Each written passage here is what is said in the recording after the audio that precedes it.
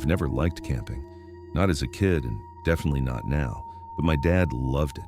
And every summer he dragged me into the woods like it was some sacred ritual. So by sophomore year, I finally convinced him to let me bring a friend. And that's how Charles ended up there. Ironically, the worst possible choice if I wanted sympathy, because he loved camping, knew survival skills, and treated the whole thing like an adventure, though at least he didn't judge me for hating it. The trip went wrong immediately when we discovered the campsite had been booked incorrectly, and instead of some quiet, remote forest, we ended up in a strange hybrid place with paved paths, indoor bathrooms, and worst of all, a full amusement park sitting right next to it, glowing unnaturally in the distance like it didn't belong, like it had been dropped there by mistake. And even after it shut down for the night, the rides loomed in the darkness, silent but somehow still humming with presence. Everyone was annoyed, the adults complained. Charles kept joking about how it wasn't real camping, and I just wanted the whole thing to be over. But later that night, after everyone went to sleep, Charles and I snuck off, smoked a little just to take the edge off, and ended up wide awake with too much restless energy. And that's when he suggested we explore, which I assumed meant the campsite, until he pointed toward the amusement park. And for some reason, that idea felt exciting instead of stupid. So we waited until it was completely quiet, grabbed our flashlights, climbed the fence with almost no effort, and suddenly we were inside a place that felt entirely different without people. Like the absence of noise made it something else entirely, something hollow and wrong. And we moved carefully, ducking behind booths and timing our movements around the distant hum of a security cart, treating it like a game, even though somewhere deep down we both knew it wasn't. We made our way to the roller coaster and climbed the maintenance stairs, each metallic step echoing louder than it should have, the height becoming more noticeable. The further we went until parts of the climb had no railings and one wrong move would have meant falling into darkness. But when we reached the top, the view was surreal. The entire park stretched beneath us, the campsite beyond it, and then nothing but endless black. And we took a single photo before deciding we had pushed our luck far enough. The way back should have been easy, but about 5 minutes from the fence, we heard the low hum of a security cart and quickly hid behind a snack stand, pressing ourselves into the shadows. And that's when I noticed movement in the distance, something subtle at first, easy to dismiss until Charles grabbed my arm because he saw it too.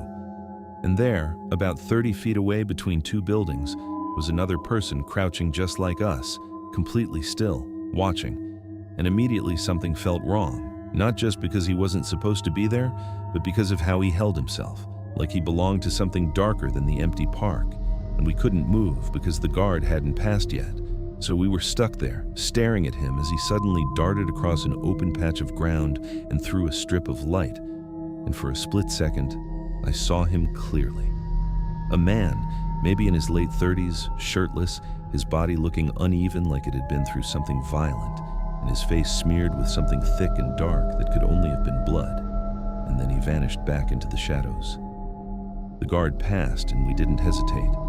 We just ran, not saying a word as we made our way out, climbed the fence and returned to the tent where we lay there in silence, trying to convince ourselves it was nothing, that he was just some random homeless guy, even though neither of us believed it. The next morning, everything felt normal until a staff member came by and announced that a man had been stabbed to death near a lake a few miles away, and that the suspect was still at large, described as disheveled, possibly injured, possibly covered in blood. And in that moment, Charles and I understood exactly what we had seen.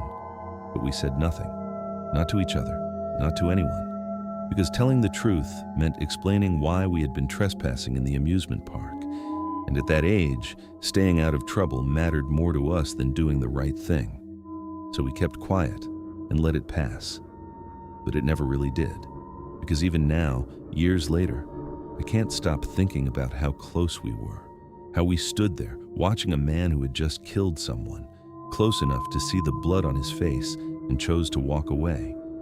And sometimes I wonder if he saw us too, not as scared kids hiding in the dark, but as witnesses he decided, for reasons I'll never understand, not to silence. I was 16 when it happened, right in the middle of that strange period in 2016 when people everywhere were reporting clown sightings, most of them fake, some of them meant as jokes, but a few that felt just real enough to make you uneasy. And I remember thinking at the time that it was all overblown, just another internet-fueled panic that would disappear in a few weeks, which is probably why I wasn't paying attention that afternoon on the train. Headphones in, music blasting, my eyes locked on my phone as I flipped through chemistry flashcards like nothing in the world could touch me. The train was unusually empty, but I didn't question it, because routine has a way of making you blind. And I had taken that same route so many times that getting on and off had become automatic, muscle memory more than conscious thought.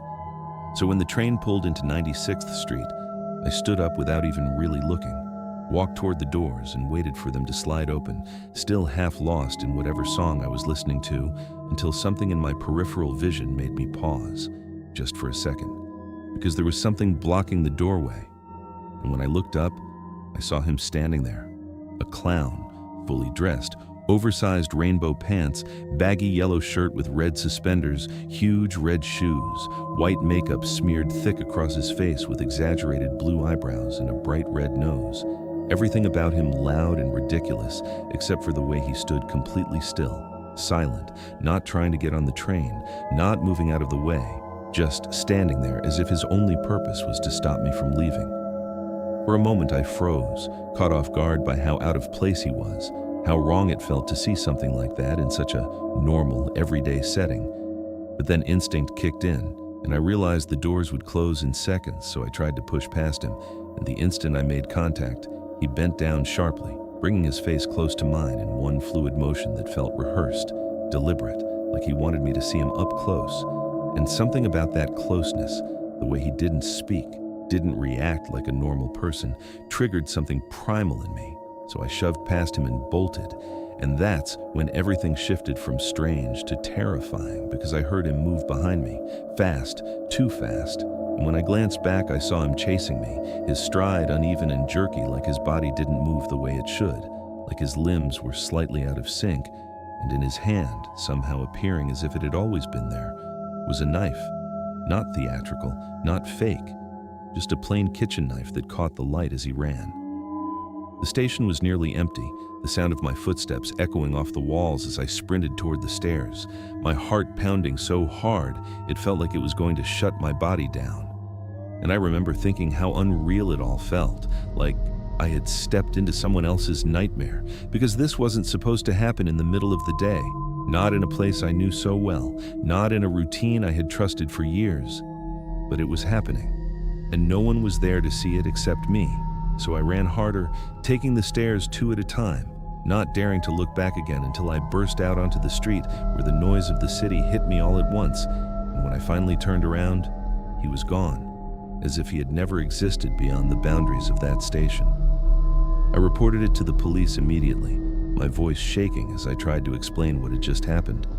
But when they checked the station, there was nothing, no sign of him, no evidence, nothing to prove that what I experienced was real beyond my own memory. And that was almost worse, because it left me alone with it, replaying every detail over and over in my head, wondering how close I had come to something far worse. And for weeks afterward, I couldn't shake the feeling that it wasn't over, that he had seen more than just my face, that somehow he knew me, that the encounter hadn't been random at all, but intentional, like I had been chosen in that brief moment when the doors opened and our worlds overlapped. And even now, years later, I still catch myself thinking about it whenever I step onto a train, whenever I see someone standing too still in a crowded place. Because the scariest part of it wasn't the knife or the chase, it was the silence, the way he never said a word, like he didn't need to, like whatever he intended to do had already been decided long before I ever saw him standing there waiting for me. I was about 2 years out of undergrad when it started, drifting between random jobs, wasting hours scrolling through listings online, trying to find something, anything, that paid better than the mindless gigs I'd been stuck with. And that's when I came across the posting that should have immediately set off alarms but didn't. Not really. Because all I could see at the time was the pay, $30 an hour, which, for me back then, might as well have been a fortune. The job itself sounded simple enough on paper, a private lifeguard position at a hotel a few towns over, but the details were off. The hours ran from 5 p.m. to 1 a.m., which made no sense for a pool. And then there was the requirement that stuck out more than anything. They specifically wanted someone who didn't speak Spanish, which was strange not just because of how specific it was, but because the area itself was heavily Spanish-speaking. And I, being half Mexican and fluent since childhood, immediately understood that I technically didn't qualify. But instead of moving on, I convinced myself it didn't matter, that I could just pretend, that whatever weird reasoning they had behind it wasn't my problem as long as the paycheck cleared. I applied, got a response within hours, and before I could really think it through, I was pulling up to the hotel for my first day, where everything looked normal on the surface until I met the two men running the place, one of them friendly, almost disarmingly so, joking around, making small talk, the kind of person who puts you at ease without trying, and the other, the complete opposite, taller, quieter, watching me with an intensity that made it clear he was measuring something. And sure enough, he walked straight up to me and started speaking in Spanish, casually, like he was testing a theory. And in that moment I realized the job listing hadn't been a mistake. It had been a filter. So I forced myself to stare back blankly, pretending not to understand a single word, even though I caught every syllable. And after a few seconds, the tension broke, both of them laughing it off like it was some harmless joke, introducing themselves, waving it away. But the unease didn't leave. It just buried itself deeper. The job itself was easy at first. Watch the pool, collect money from non-guests, call if there were any problems, and one additional instruction that didn't seem important at the time, but would end up meaning everything. If anyone showed me a blue wristband, I was to let them into the building behind the lifeguard stand, what they called the pool house, no questions asked. And for the first few weeks, nothing unusual happened. People came and went. I did my job, collected money, got used to the rhythm of the place, until one night a man approached, showed me the wristband, and disappeared into the building. And when he came out later, his backpack looked noticeably fuller than before, which I registered but chose not to think too hard about because it was easier that way. After that, more people started showing up with the same wristbands, sometimes alone, sometimes in groups. And at the same time, I noticed something else.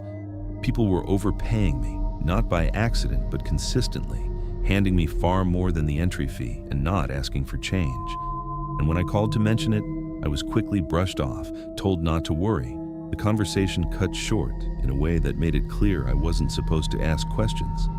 And that's when the idea first formed in my mind, slow and heavy, like something I didn't want to name.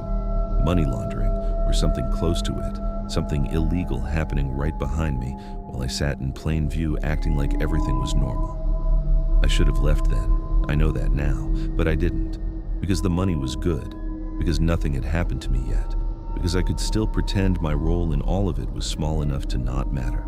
And over time, the people there started treating me differently, recognizing me, greeting me, tipping me, including me in small ways that made it harder to see myself as separate from whatever they were doing.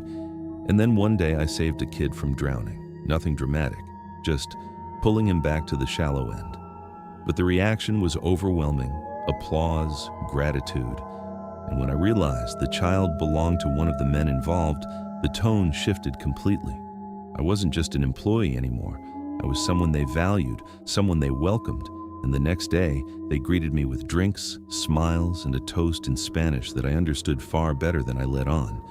A toast about money, about power, about the lives they were ruining, spoken casually, almost proudly. And that was the moment something inside me finally snapped into place, because I understood then that I wasn't just nearby anymore. I was part of it, whether I wanted to admit it or not.